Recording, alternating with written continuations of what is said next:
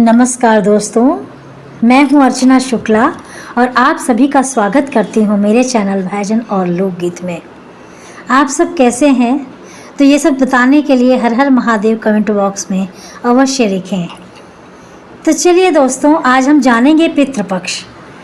पितृपक्ष कब से प्रारंभ है और कब समाप्त हो रहा है, क्या नियम विधि है, सुहागन महिलाओं को किन किन बातों का ध्यान रखना चाहिए, कौन कौन से कार्य हमें पितृपक्ष में नहीं करना चाहिए, कौन कौन से कार्य हैं जो रसोई घर से संबंधित हैं, कौन कौन से कार्य पूजा घर से संबंधित हैं। ये सब बहुत सारे सवाल, महत्वपूर्ण बातें पितृपक्ष से जुड़ी हुई आज हम इस वीडियो के माध्यम से आपको बताना चाहेंगे। तो अगर आपको ये वीडियो पसंद आए तो ज़रूर ध्यानपूर्वक सुनिए और हमारे चैनल को लाइक सब्सक्राइब करना ना भूलें। बेल आइकॉन को प्रेस करें ताकि सारे नोटिफिकेशंस आप तक हमारे पहुंच सकें। तो चलिए आज शुरू करते हैं इसके बारे में। पितृपक्ष कब से शुरू है? पितृपक्ष के दौरान आप बहुत ध्यानपूर्वक बातें समझिएगा कि आपके द्वारा या हमारे द्वारा पितृपक्ष के दौरान कोई भी ऐसी गलती ना हो जिससे कोई भी नाराज़ हो। इसके लिए आप हमारी वीडियो में लास्ट तक जुड़े रहिए। सबसे पहले पितृपक्ष पितरों के लिए कि पितरों के दिन माने गए हैं। ये दिन पितरों के लिए ही माना गया है। ऐसा कहा जाता है कि पितृ धरती लोक में आते हैं और हमारे इर्द गिर्द ही घूमते रहते हैं। ये कब से शुरू होता है? तो ये भाद्रपद मास के पूर्णिमा से शुरू होता है और अश्विन मास के अमावस के दिन समाप्त हो जाता है। उसके अगले ही दिन नवरात्रि का मतलब कलश की स्थापना जो होती है वो शुरू हो जाता है। जो आपको बता दूं कि इस साल 2024 में पितृपक्ष कब से प्रारंभ हो रहा है, पहले ये जानते हैं। तो पितृपक्ष 17 सितंबर से प्रारंभ हो रहा है। दिन है मंगलवार और मंगलवार से पितृपक्ष शुरू हो रहा है, समाप्त हो रहा है अश्विन माह के अमावस पर 2 अक्टूबर को। 2 अक्टूबर दिन बुधवार को ये समाप्त हो जाएगा। 2024 के पितृपक्ष की प्रमुख तिथियां हम आपके सामने प्रस्तुत कर रहे हैं, दिखा रहे हैं आपको।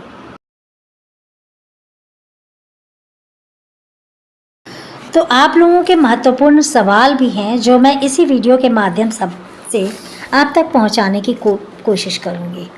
बहुत से बहनों ने पूछा है कि क्या पितृपक्ष के दौरान पूजा कर सकते हैं? जी हाँ, घर को उपवास नहीं रखते। घर को साफ सुथरा करके जैसे हम पूजा पाठ रोज़ करते हैं वैसे ही पूजा करनी है। जो दैनिक पूजा हम करते हैं उसे एज इट इज़ ही करनी है।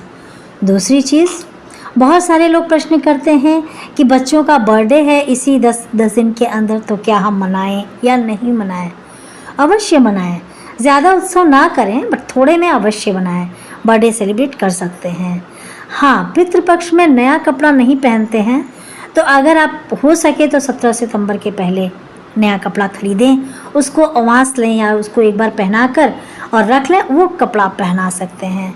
और अगर ऐसा नहीं भी कर सकते हैं तो इतना दुविधा में मत पड़िए। बच्चों के लिए कोई दोष नहीं माना गया है।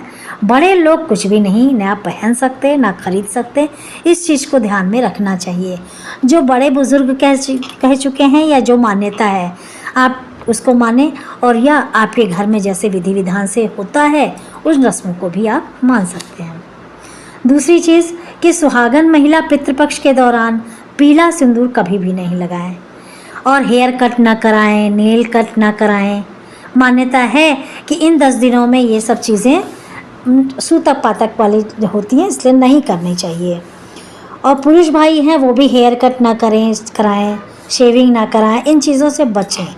अगर बहुत इमरजेंसी नहीं है तो बच सकते हैं और अगर कहीं ऑफिस मीटिंग में जाना ही पड़ जाए, इमरजेंसी है तो फिर तो कोई बात नहीं है, फिर वो कराएं, लेकिन मन में किसी तरह का कोई शंका ना रखें।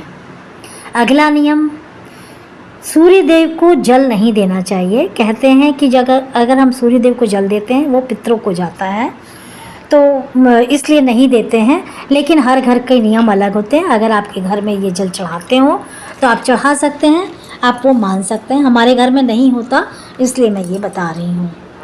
अगला नियम, जो घर का सबसे बड़ा होता है, जो सबसे बड़ा सदस्य होता है या बेटा होता है, वही पितरों को पानी देता है। पितरों के निमित्त तिल कुसा जल लेकर खुले जगह पर पानी वो देते हैं और उन्हें याद करते हैं।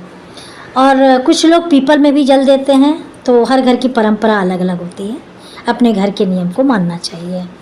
शाम को दीपक भी जलाते हैं कुछ लोग, लेकिन हाँ, एक बात का ध्यान रखना चाहिए कि ये जो भी कार्यक्रम हम करते हैं पितरों के लिए इन पितृपक्ष में, दक्षिण मुखी होकर करना चाहिए। अगला नियम, पितृपक्ष के दौरान किसी भी पशु पक्षी का अपमान नहीं करना चाहिए, उनको कष्ट नहीं पहुंचाना चाहिए। किसी भी व्यक्ति को अपने दरवाजे से खाली हाथ नहीं भेजना चाहिए। कोई भिक्षुक हो या कोई भी आपका आदमी आए, उसको नहीं लौटाना चाहिए। कहते हैं कि किस वेश में आकर पितृ आपके सामने समक्ष प्रस्तुत हो जाते हैं, वो समझ नहीं आता, वो कभी कभी परीक्षा भी ले लेते हैं। फिर अगला नियम, हम सभी भाई अलग अलग रहते हैं। कुछ लोग पूछते हैं कि भाई हम सब भाई अलग अलग रहते हैं, तो जल देना चाहिए कि नहीं देना चाहिए। तो देखिए, विधान तो यही है कि सबसे बड़ा सदस्य, सबसे बड़ा बेटा ही देता है, लेकिन वो अलग रहता है, वो अगर दे रहा है उसको देने दीजिए। अगर आपकी श्रद्धा है तो आप मझले हैं, छोटे हैं, इससे कोई फ़र्क नहीं पड़ता, आप श्रद्धानुसार जल पितृ को दे सकते हैं। और बाई चांस कभी बड़ा भाई नहीं दे सकता, बीमार है, दूर है किसी वजह से, तो मझला छोटा कोई भी दे, इसमें बहुत सारी शंकाएं नहीं हैं। ये अपने अपने मानने की बातें हैं कि हम जैसा मानते हैं, जैसी श्रद्धा है वैसी भक्ति है। अच्छा, आगे कुछ लोग पूछते हैं कि क्या महिलाएं दे सकती हैं क्या? तो देखिए, हर घर के नियम अलग हैं। महिलाएं, कुछ घरों में महिलाएं देती हैं, बहुएं देती हैं, उनको देना चाहिए। ये श्रद्धा भाव का ही है सब सवाल जवाब, तो इसलिए ज़्यादा नहीं करना, जैसा विधि विधान आपके यहाँ होता हो वैसा अवश्य करें। फिर पितृपक्ष के दौरान महिलाओं को मायके ससुराल आना जाना नहीं चाहिए। ये अगला नियम है कि उस दौरान पितृपक्ष, क्योंकि कहते हैं कि ये पितृपक्ष है, जहाँ आप रहते हैं वहीं रहिए, बहुत इमरजेंसी ना हो तो आना जाना अवॉइड करिए। दूसरा कि उस दौरान ज़्यादा भोजन ना बनाएं घर में, रसोई घर में, क्योंकि जो भोजन बच जाता है या बहुत सारी महिलाएं आटा गूंथ कर फ्रिज में रख देती हैं, उससे क्या होता है कि वो पितरों के लिए, मतलब कहते हैं कि पितर ले लेते हैं, इसलिए ज़्यादा नहीं रखना चाहिए। बाई चांस बच गया थोड़ा बहुत आटा तो उसको गोल करके मत रखिए, उसको चिपटा करके और 4 उंगलियों से उसको दबा दीजिए। तो ये हो गया। और अगला नियम जो सबसे महत्वपूर्ण है, पितृपक्ष के दौरान रसोई घर को उपवास नहीं रखना चाहिए। वैसे तो कभी भी नहीं रखना चाहिए, प्रतिदिन इसका ध्यान रखना चाहिए कि उपवास ना रखा जाए। तो जैसे ही आप खाना बना लें तो एक रोटी, सब्ज़ी, 1 गिलास पानी या 1 लोटा पानी आप निर्जूठा, जिसको कहते हैं कि बिल्कुल जूठा ना हो, उसको अलग से रख देना चाहिए और फिर अपना सबको खाना पीना देना चाहिए।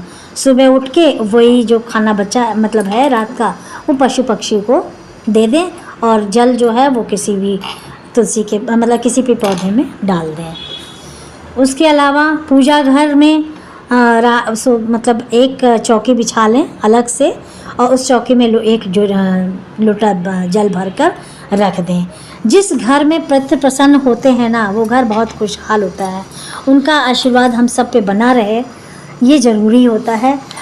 तो इस चीज़ का ध्यान रखें कि जो ये नियम कानून हैं, नियम विधि हैं, उनको पूरा करने में कोई कुछ भी नहीं जाता, करना चाहिए। लास्ट, तामसिक भोजन नहीं करना चाहिए, लहसुन प्याज भी अवॉइड करना चाहिए, नहीं खाना चाहिए। कई घरों में ना चिकनी तरोई जो होती है वो नहीं बनती है, वो आप देख लें। तो पितरों का आशीर्वाद हम सब पर बना रहे, इसी उसके साथ हम समाप्त करते हैं। आशा है कि आपको हमारी वीडियो पसंद आई होगी। तो एंड में ज़रूर कहना चाहूँगी कि लाइक और सब्सक्राइब करें, आइकॉन बेल को प्रेस करें। Thank you.